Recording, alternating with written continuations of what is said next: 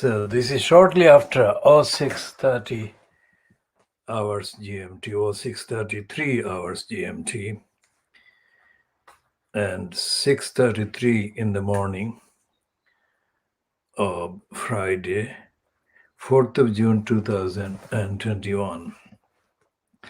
This is part A of the Khoodeelaar television channel coming from London in the UK within quotation marks. And this is part A, taking a short look at the newspapers, and we shall be taking a longer look at the newspapers in the next 3 hours, but this one is going to be a few minutes long, and we are taking a look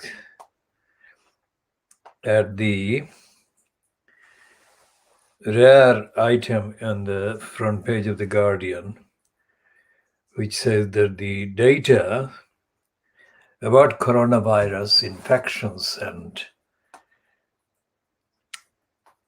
the extent of the pandemic across the UK suggests that higher risk of serious illness amid rapid spread of the virus in schools. Now, this is connected with the second story on the front page of The Guardian about connected with the schools. And that one reads, furious Conservative MPs have privately demanded a rethink of the watered-down recovery plan for schools in England after the government's education catch-up chief resigned over the proposals. Now, that catch-up chief isn't mentioned in the Guardian's starting paragraphs, but the catch-up chief is the crook, CROOK, crook and liar, Kevan Collins. Now, Kevan Collins, the liar, used to be in post in the London Borough of Tower Hamlets Council as the thief executive.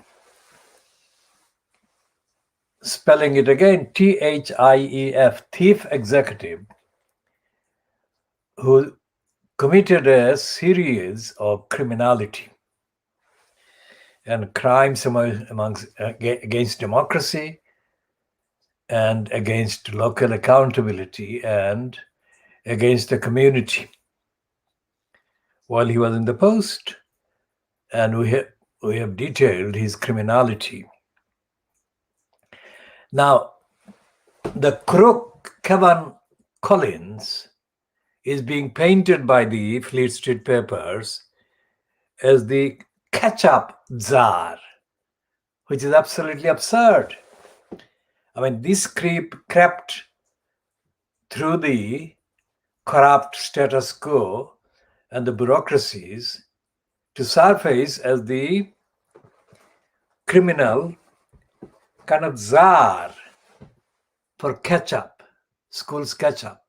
And his main role is comparable to the role of the other crook, Carslake. Carslake surfaces from time to time and is given elevated status by the lying, ignorant Fleet Street. And Kevan Collins is the same.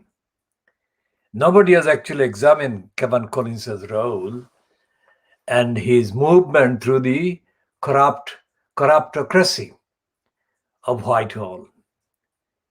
It was Kevan Collins, the criminal, that aided and abetted the propaganda for the crooks who wanted to foist the crooked post of elected mayor on the Borough of Tower Hamlets. And Kevin Collins, as the chief executive, was allowed by Tower Hamlets Council's crooked regime that was in place just before the imposition and foisting of the crooked post of elected mayor to appear on television and to promote the crooked case for the crooked anti-democratic foisting of the elected mayor criminality post. So this is the broadcast channel that produces this unique analysis called the world exclusive analysis and diagnosis of Lee Street. And we're doing this diagnosis today based on the glimpse of the Guardian's front page today so far. And we shall go deeper into the role of Kevin Collins the crook in the later editions today, definitely scheduled to be broadcast before midday today. And Kevin Collins was also the criminal who was in post in Tower Hamlets Council when he appeared on the Undercover Boss series produced by Channel 4. And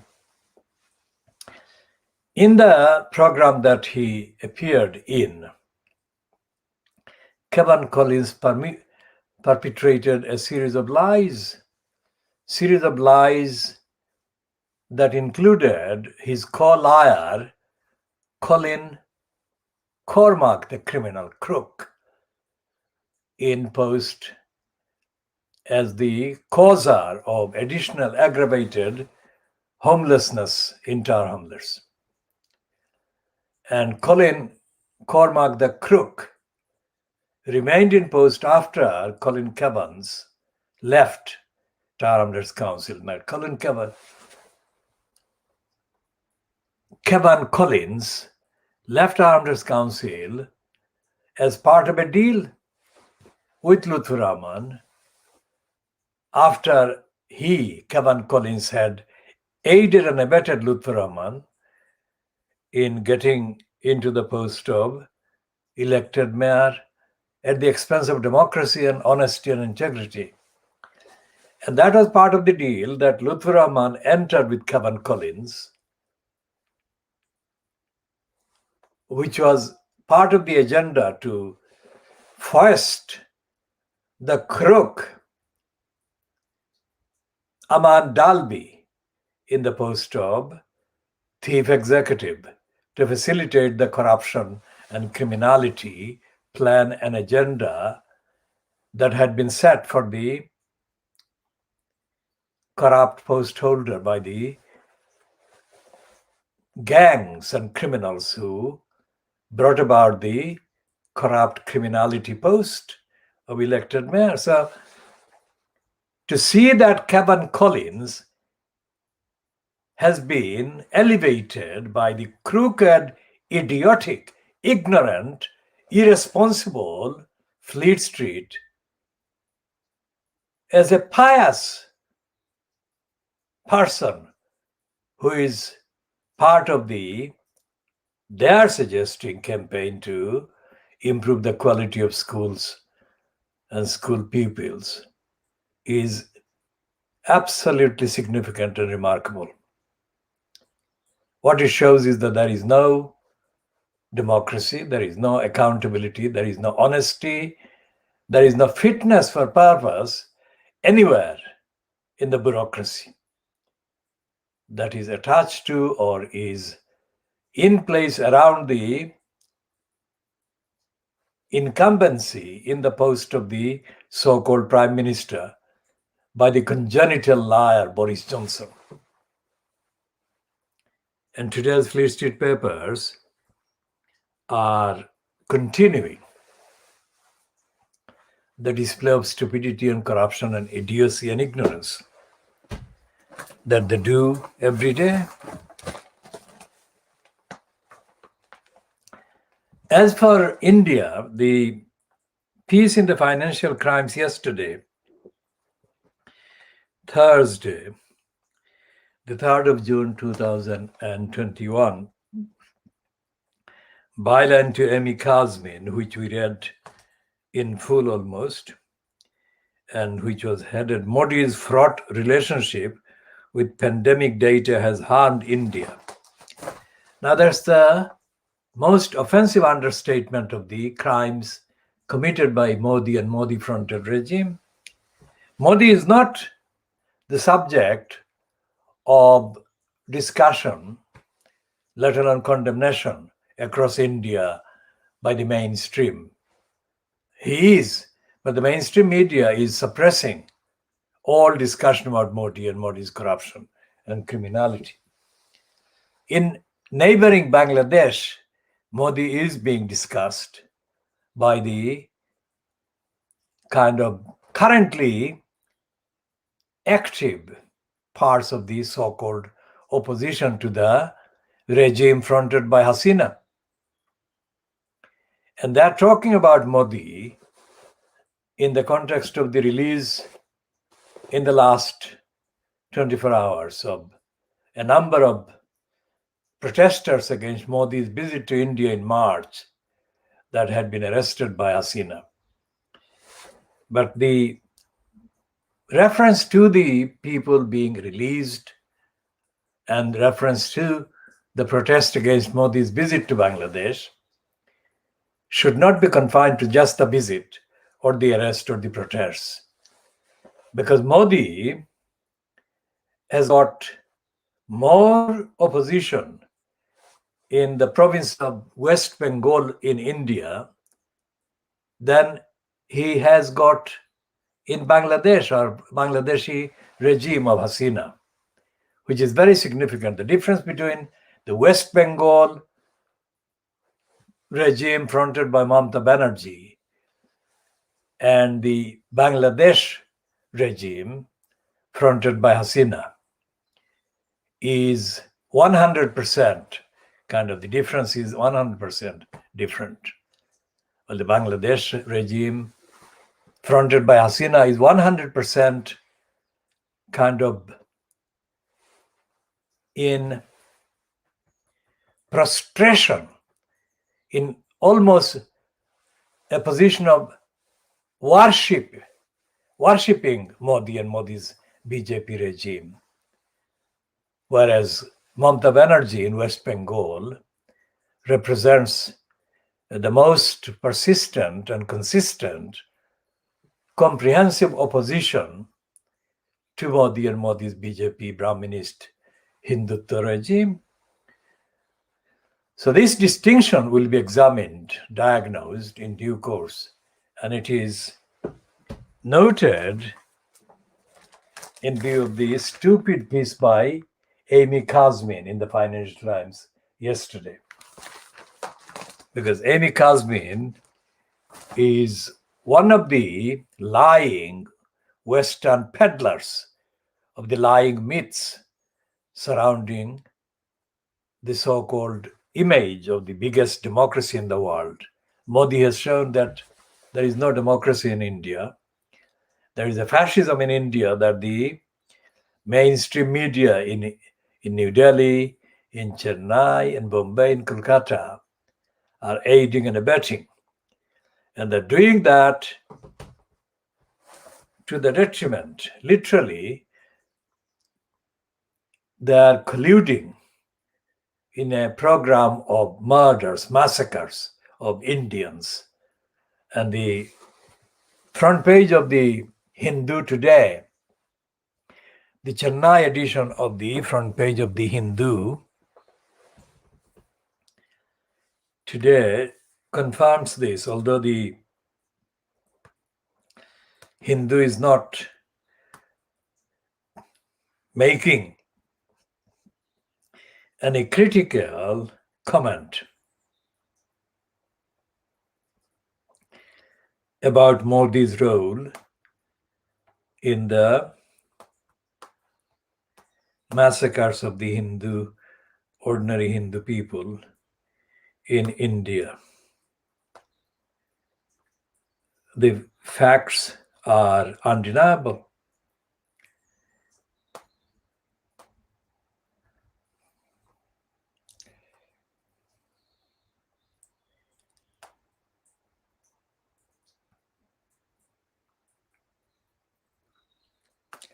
It's saying that the Chennai edition of the Hindu today,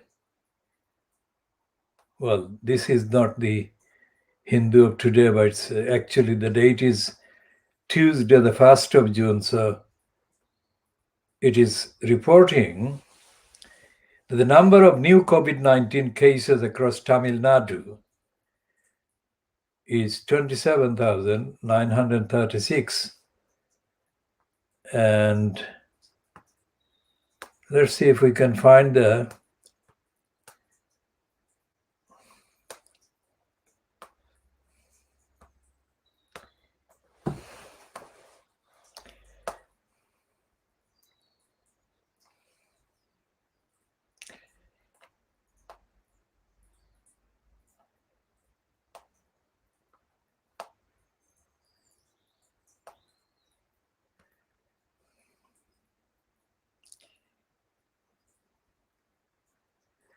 and they're saying in the Hindu,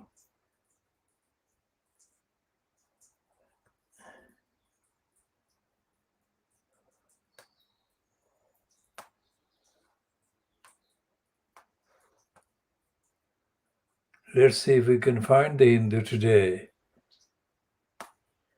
Okay, the Hindu today, 4th of June 2021, the Chennai edition, has got 24,405 new COVID cases. And in Tamil Nadu, the deaths by COVID is 460. So it says a total of 24,405 people tested positive for COVID-19, and 460 persons died in the state on Thursday. Yesterday alone, 460 people died in Tamil Nadu alone. This took the overall tally of cases to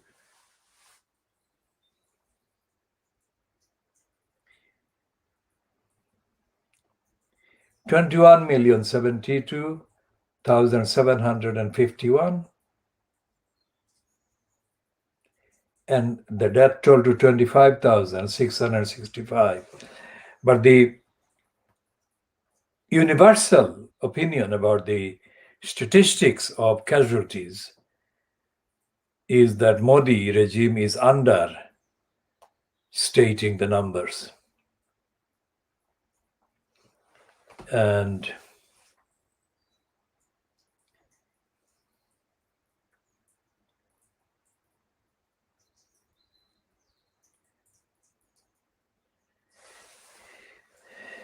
the Hindu is